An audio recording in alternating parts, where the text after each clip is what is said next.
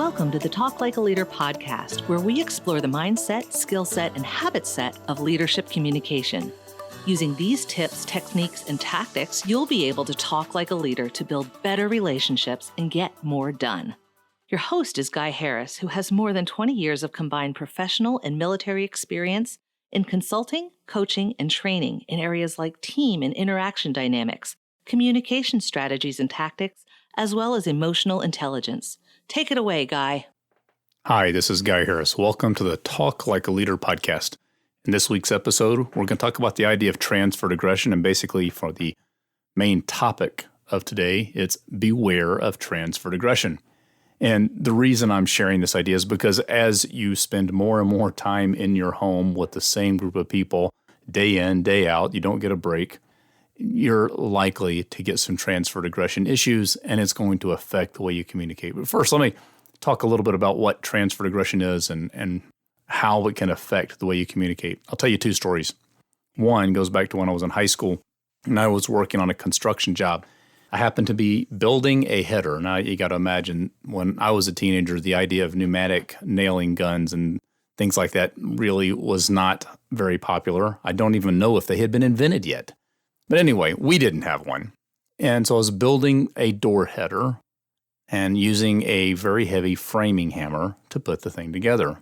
As I was building this header, I hit my thumb with the hammer, and it hurt very badly. I got incredibly angry as a response to that, and I proceeded to beat that header into splinters using the framing hammer. I got so mad at having hit my thumb that I just wailed on that header, completely lost control of myself, and destroyed the thing. The thing that I had just spent time building, I beat to pieces. Here's another example of transferred aggression. We have two cats named Merlin and Hobbs. They're both big orange cats, very friendly. They're very large cats. They're 15 plus pounds. So one day, this is back a few years ago, we had a neighbor near us who had a dog named Pete.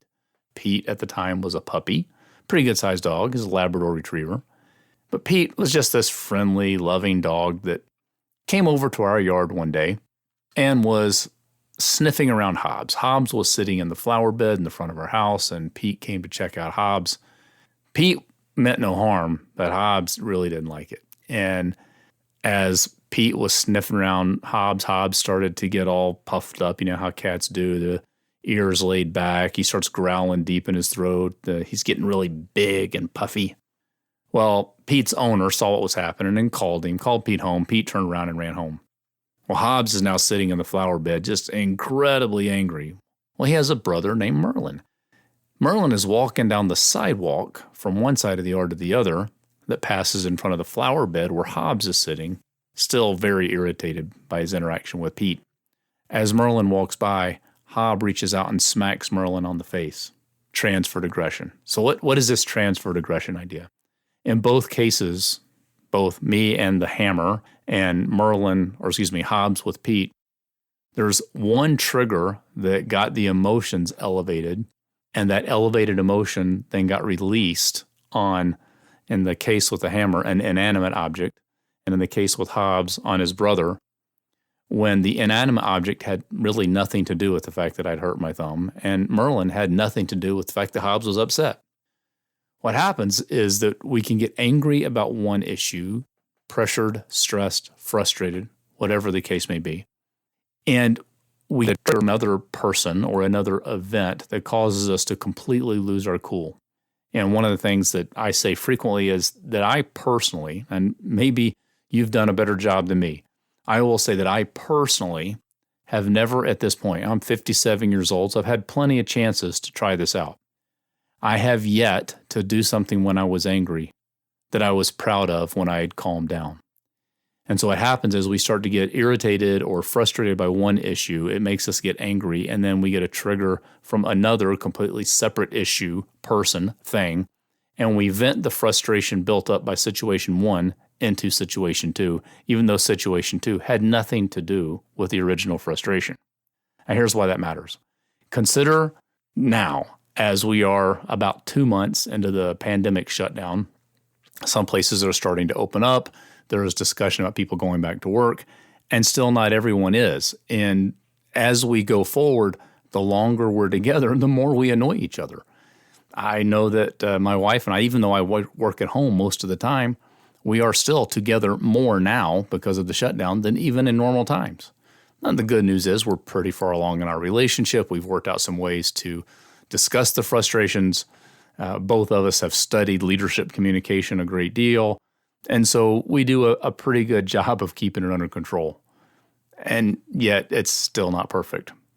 So if you're human at all, like my wife and I, and like my kids, and like your kids, and like my friends' kids, and like my friends, and my coworkers, it's very likely you're facing situations where pent-up frustration over time can cause you to react in ways that make you angry that wouldn't normally happen.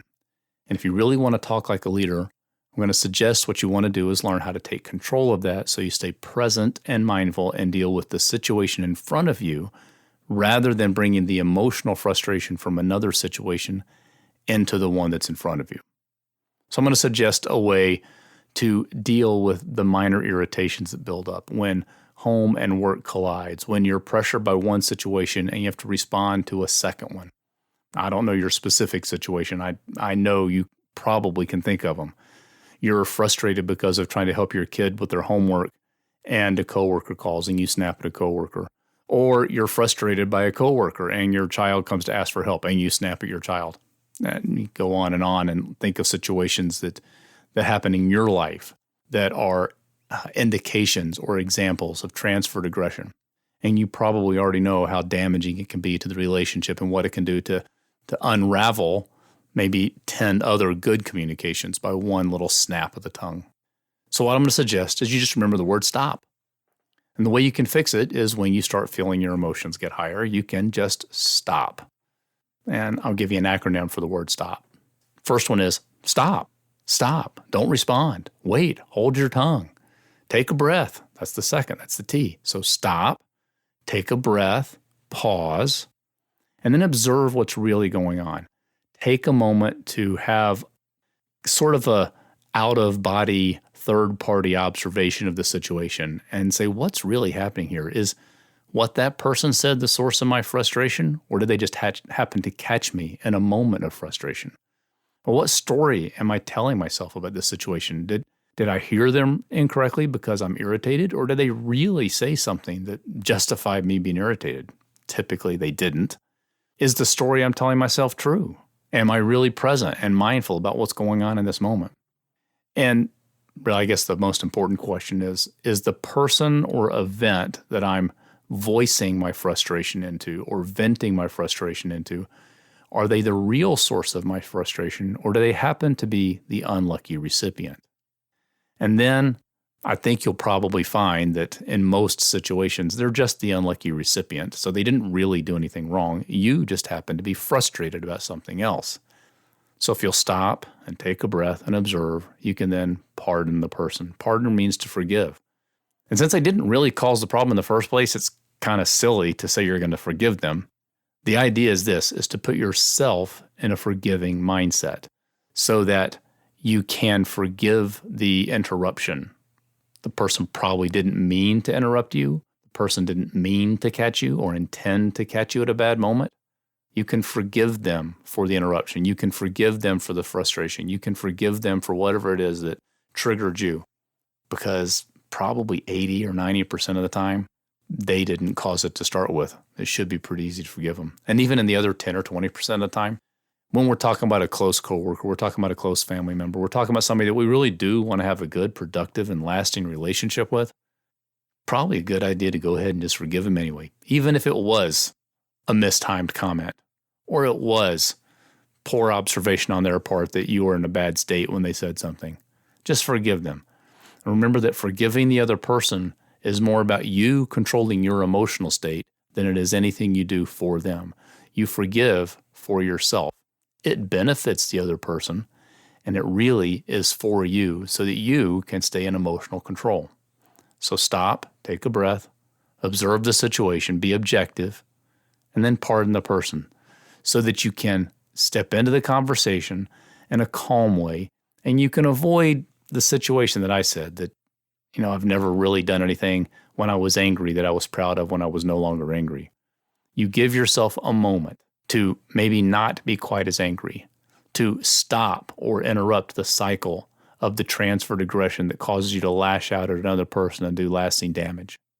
If you can recognize the situations that create for you transferred aggression, call them what they are, recognize the triggering event is not the causal event, meaning the person who interrupted you or the person who caught you at a bad moment or the person who asked you a question when you weren't ready to answer it or the person who spoke to you when you were deeply engrossed in something else or the next person who spoke to you after you were just frustrated with a customer or a coworker or a piece of equipment that wasn't working or whatever the situation is.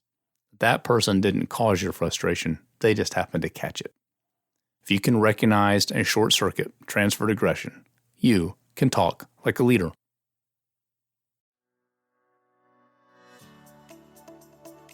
This has been the Talk Like a Leader podcast. You can listen to this show every week wherever you get your podcast. If you haven't, be sure to subscribe so you never miss an episode. I'm Guy Harris, and thanks for listening.